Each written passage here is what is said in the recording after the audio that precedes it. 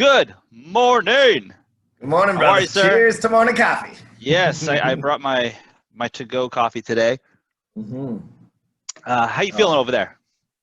I feel fantastic, man. I know And you this do. is I know you this is do. my first cup of coffee. I've been hydrating a lot, and I had a pretty bad headache yesterday that I get about maybe once or twice a year.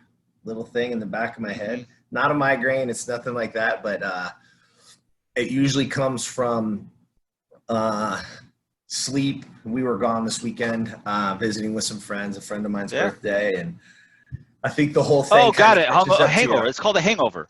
I wish. I wish it was. I really do. Oh, my man. Let's buddy. Let's roll. Let's get into it, my man. Let's get Yeah. into it. So here's what I wanted to. I Yeah. was. Well, I was reading. I'm reading Personality Isn't Permanent, and there's a guy by the name of Dr. Benjamin Hardy, and he talked about something I think is beneficial to everybody on this call. Is that his term is future self, Yeah. and how do you see yourself?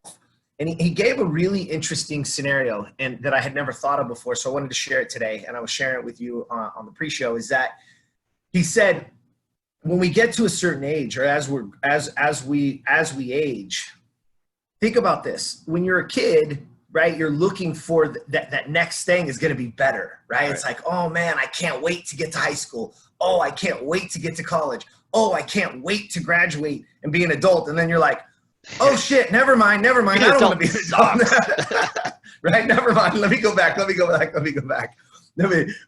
But all truth being said is that, and I want people to see this, is that he said, the problem most people have is when we see our future self, we see it worse than we are today. Yep. Meaning we're not going to be as in good a shape. Our body isn't going to work the way it did. You know, all these things that come with aging, so to speak. But he said, we have to see the future. We have to see the future self. And I gave you the quote, should have kept it up. Because I don't want to screw this quote up. It said, Elaine DeButton said, anyone who is not embarrassed of who they were 12 months ago isn't learning enough. And I thought that was a fantastic idea for all of us to say, are you seeing your future self? Is the future better or worse than it is right this second? And most people get caught up and say, oh yeah, of course it's not going to be better. 10 years from now, I'm not going to be as strong, as fit, as whatever. You know, I mean, even you can go all the way down to like your 30s. You're like, oh my God, I just turned 30. Next is 40. Yeah. This sucks, right? Yeah. I'm getting older. Instead of what can I do in that time to make my future self better? And the same thing goes with your business, right? Is like, what am I not seeing in the future? And how can I look at my business and look for that future to be better than it is today? Yeah. Because that's what it takes. Because who you are, because your behavior will certainly follow what you believe your future to look like. And if there is no hope, if there is you put together no strategy, then the behavior follows. And I don't do the things necessary to truly have the business and the life that I want. But I think it's important to know and to note is that it's always about stages of your life. You know, what's the priority of today? So my priorities today are way different than when I was in high school. I mean, in high school, it was all I could think about was baseball. I'm going to be a professional baseball player, and I didn't want anything to stop me, you know? And so that was my focus. And then in my 20s, my focus was something different. It was all career. And now in my 30s, it's really my family. And so my why and who I need to be today is definitely different than last year, 6 months ago. And it's important to know that, and to say, oh, you know, I wasn't the athlete that I once was. Well, yeah, you know what? I don't train like I used to. I am practicing and I'm training in a different way now. You know, it's all about my career here at Keller Williams and making sure I'm able to provide a wonderful life for my family. It's just it's just different. And so I think that's important. It's like, I don't know. I've struggled with that mindset of, oh, I'm an athlete. And when you're an athlete, you're always an athlete, right? It's just, Yeah.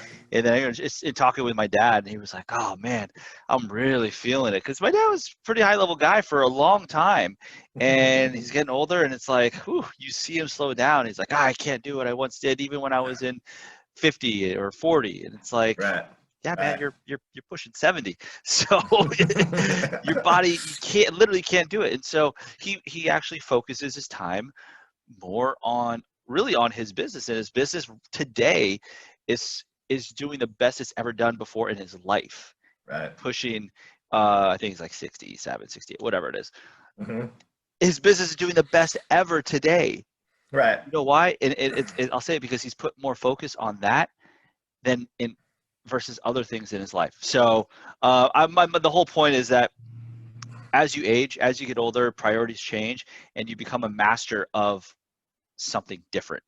You don't necessarily That's right. lose that.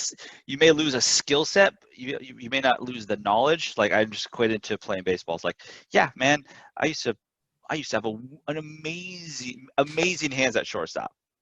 No, I haven't practiced in a long time, so I'll probably boot a couple balls. So But here's what I'm going to say, yeah. because this is very important, and I hope people heard you say this, is that in those high school days, in those college days, Yeah. right, that time was allocated to Exactly. being the best athlete, based baseball Yep. player that you could be, best teammate, right? The only thing that's changed is that now I've taken that time that was allocated there and I've shifted it to being the best, and in this case, team leader, father, Yep. husband that you can be. I'm just shifting it. But at the same time, you have to keep growing. You have to be always learning. It's not like, oh, I'm at the magic, I'm in the magic seat. Yeah. Now I don't have to learn anymore, No. right? It's like, no, man, it's harder than ever because the industry changes, because the rules are changing, because how we do things is changing. Hell, our Keller Williams business model is adjusting along the way here, because it's got to come into 2020 pandemic. We've got to shift, and we've got to allocate the time to still learn and still be the best, which means our future self is going to be better. And that's what I want people to understand. And your future self is going to be better, and believe that, and put time, effort, and energy into that. And you said something that, you're like, oh, I'm now in the seat. I'm the team leader. I could just sit back and it'll all be great. It's like, well, no. It reminded me of a quote. It's, you are a master of what's behind you, an apprentice of what is in front of you. Right. Meaning that you always need to be learning. You always need to be growing. And this relates to, just kind of sums everything up of what we just discussed. So I think we should leave it right there, and we'll be back here tomorrow for some more. Yeah. So cheers, good sir. Cheers, Happy man. Tuesday. Here's to your future self. Make it a great day.